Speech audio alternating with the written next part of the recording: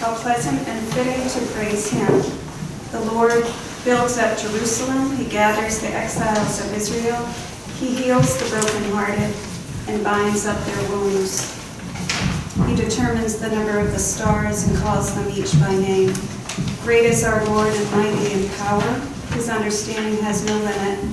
The Lord sustains the humble, but casts the wicked to the ground. Sing to the Lord with grateful praise. Make music to our God on the harp. He covers the sky with clouds. He supplies the earth with rain and makes grass grow up on the hills. He provides food for the cattle and for the young ravens when they call. His pleasure is not in the strength of the horse, nor his delight in the legs of the warrior. The Lord delights in those who fear him, who put their hope in his unfailing love.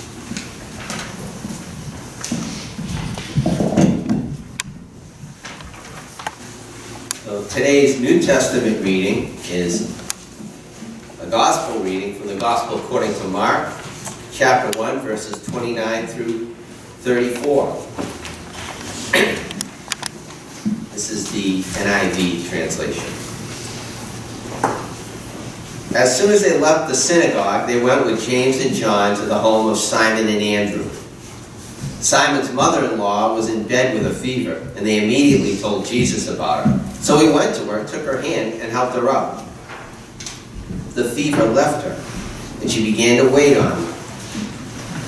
That evening after sunset, the people brought to Jesus all the sick and demon-possessed. The whole town gathered at the door, and Jesus healed many who had various diseases. He also drove out many demons, but he would not let the demons speak because they knew who he was. Very early in the morning, while it was still dark, Jesus got up, left the house, and went off to a solitary place where he prayed. Simon and his companions went to look for him. When they found him, they exclaimed, "Hey, everyone's looking for you." Jesus replied, "Let us go somewhere else, to the nearby villages, so I can preach there also. That is why I've come." So he traveled throughout Galilee, preaching in their synagogues and driving out demons. Thus ends today's reading.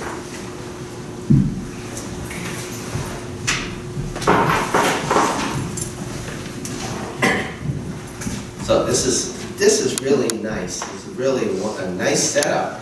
But I'm just getting acclimated. I just figured halfway through that if I moved my chair here, I wouldn't have to walk 16 feet the whole time. But this is a lovely setup. It feels a little stand-up-y though, but it's okay. So I have to tell you, I didn't write any of these prayers today. I've been trying to use Worship Waves more often, which is a UCC. They write some prayers, and I usually will adapt them, and I try to use the lectionary readings if I can. And I chose the readings this week in the very beginning of the week. And I have to tell you, all week I felt very uninspired. Really hard week in a variety of ways, and I did not feel particularly drawn to the lectionary readings of the week, and I just prayed about it, and I was like, oh gosh, I really feel like I need to talk about this, or I really feel like I need to talk about that. It's got nothing to do with these readings. That God kind of whispered that this is what you're supposed to do this week. And I just felt really uninspired, even up until last night. And I'm like, I have no idea what I'm going to talk about. I've been reading these readings all week, praying all week, and God, you got to send me something because I don't like any of this, and I don't really know what to say. And as we were sitting here, you know, it's almost like I completely kind of missed it, where it's really talking about a lot of the stuff that we've been talking about in our Thursday night group, and we've been talking about in cottage meetings, and we've been talking about on Sunday mornings in service. And as I was listening to these prayers, I was like, oh yeah, that's pretty good. Cleanse our hearts. talking about. Yeah, if we can get that stuff, that fear, that ego, that's controlling our actions and making us afraid, if we can get that out in the light, kind of see it for what it is, what would happen? We'd be better healers. If those risks were healed, we'd be better builders. I was like, oh, that's what you're talking about, God. I guess you are being pretty obvious, but to me, kind of blocked up. Couldn't quite get it. Today's readings, I'm like, I don't want to talk about demons. I don't want to talk about healing. And when I'm reading this again and again, and I read it all week, you know, different parts of the gospel reading jumped out at me. And I'm reading like Jesus is out like healing his butt off. He's just, people are lining up, and he's healing them. And it's almost like it's become a carnival atmosphere. It's become a big show. And it's the biggest thing in Galilee, and people are coming and coming and coming, and they want to get healed and healed and healed. And Jesus is going through the motions and is doing all this stuff. And the next morning he's wiped out. And what does he do? He disappears. And these guys still kind of don't get it. And they're showing up, you know, James and John, and they're like, hey man, everybody's here. They want some more healing. Get the show back together. We got a gig to do. I mean, there's people lining up, and they're chanting your name. One guy's got a busted knee. Another guy can't see. These are opportunities that you're missing, where you could be out there, you know, showing them what you got and healing. What does Jesus do? He gets away from them. He's like, he gets away from them, and he goes into prayer. And he's in prayer, and he's recharging the battery. And I think sometimes we get it backwards, that if we do this stuff, if we get out there and we're fixing people and healing people, that's how we're going to really get connected with God. And in a way, Jesus is really showing us that it's the opposite. He's only got the ability to go out and heal. And he's only got the power and the gift to go out and preach the gospel because he's charging his battery with God. He's in silence with God, and he's in his spiritual practice with God, filling the tank, so that he's got something to offer when he goes out. And the whole, you know, Jesus show, for lack of a decent term, is not about those healings.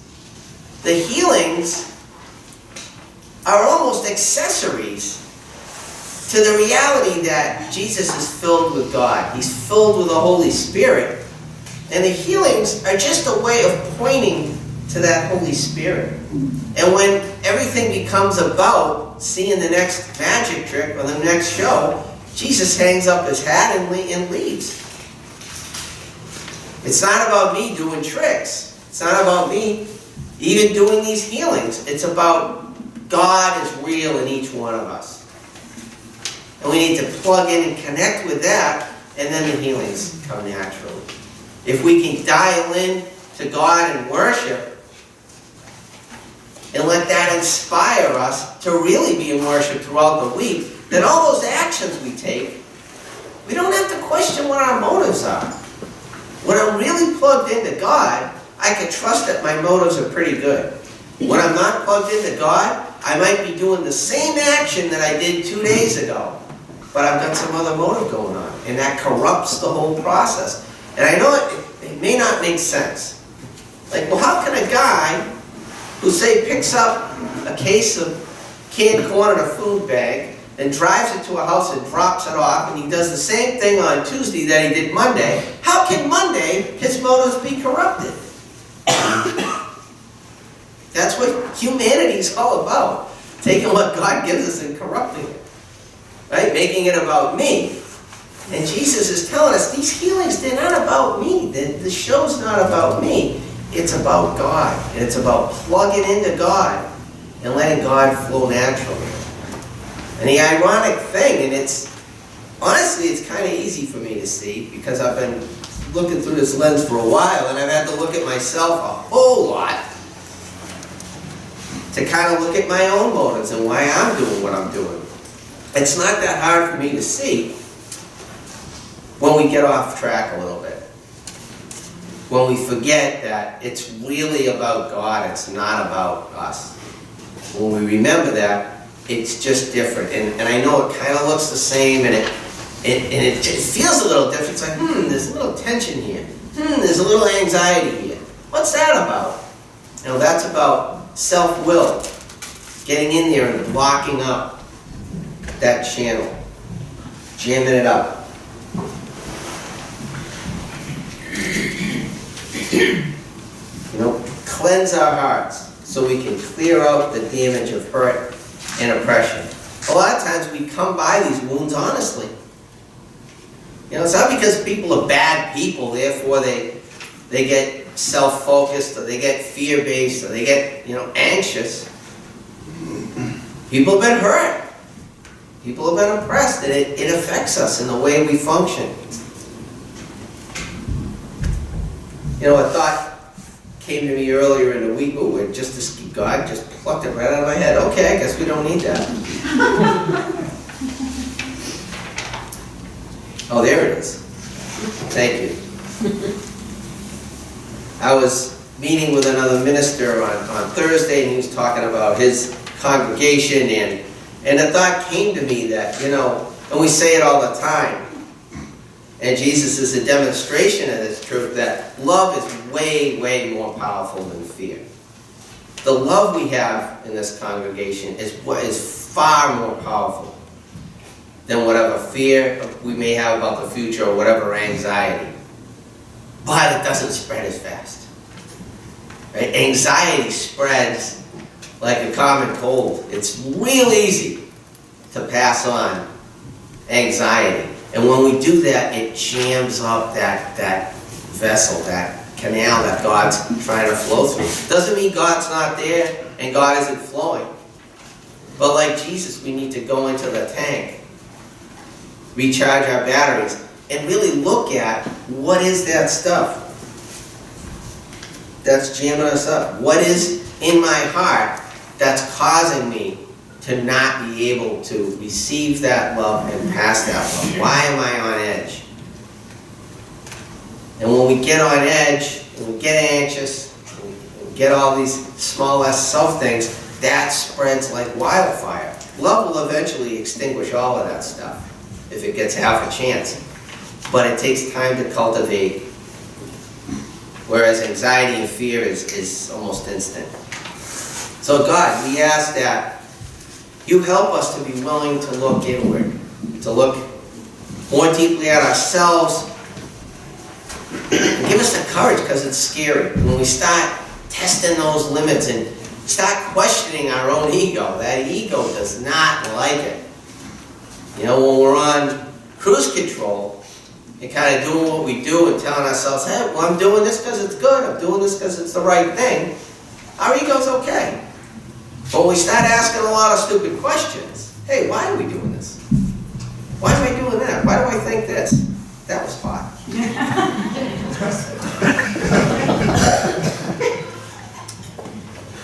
That's when the ego gets up. Oh my goodness, he's serious. And that ego will lay a beating on me for asking those questions and investigating. But we need to keep going forward. And I think if we're taking Jesus' story today from Mark into the present, we don't necessarily call things demons anymore. But those things are alive and well in each of us. Not in some and not in others. And every one of us has sin in us that blocks us from being the creatures God created us to be. Jesus is calling us to go into that tank with Him, to go into that prayer, to get into that spiritual practice. So that, me doing self-analysis doesn't change me or fix me. If it did, I would have been well long ago and permanently. But it does give me an opportunity to surrender those things to God when I go into that tank. Hey God, here's what's broken. Hey God, here's where I'm anxious. Here's where I've got fear. Here's where I'm selfish. Here's where I can't listen. And God can change those things. Now, the ego doesn't want to see that happen. But God can fix and heal and change those things. And for me, that's really what today's about. You know, I love that passage we read.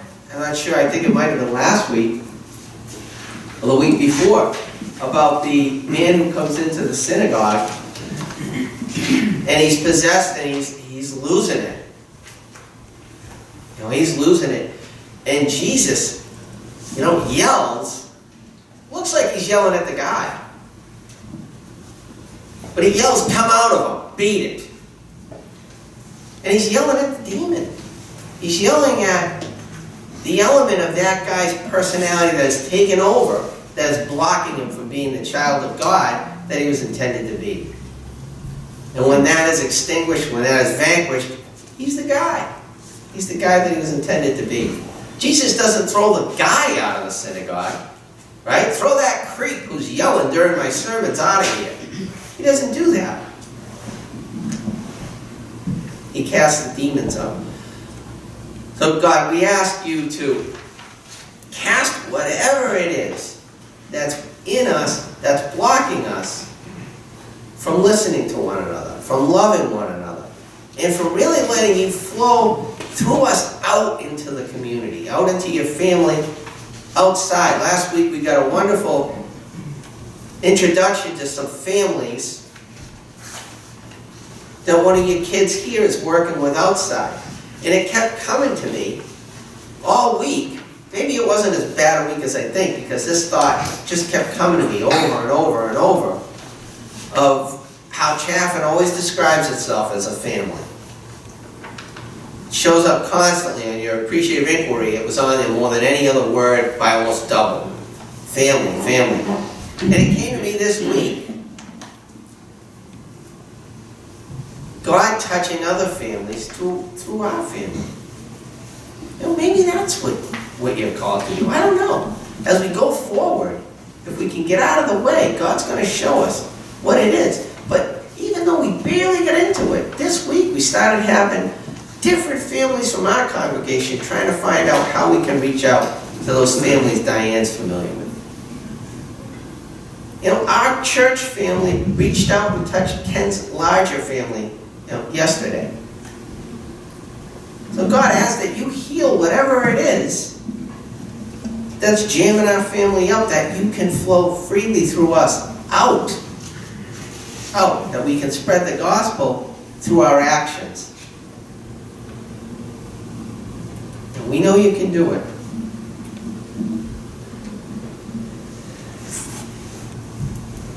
God, we thank you for your presence here. And, gosh, thank you, reminded me. This really hit me this week, and it seems like a small thing, but it's another one, a little piece of that discernment of that, your family, our family, touching other families. And I probably should check with Nancy before I shared this, but I asked Nancy if she needed a couple of weeks off, because she's been having. Life's been hard, it's been challenging lately. And Nancy told me, no, this is the best part of the week. It's like, oh, it's my favorite part of the week, coming in here.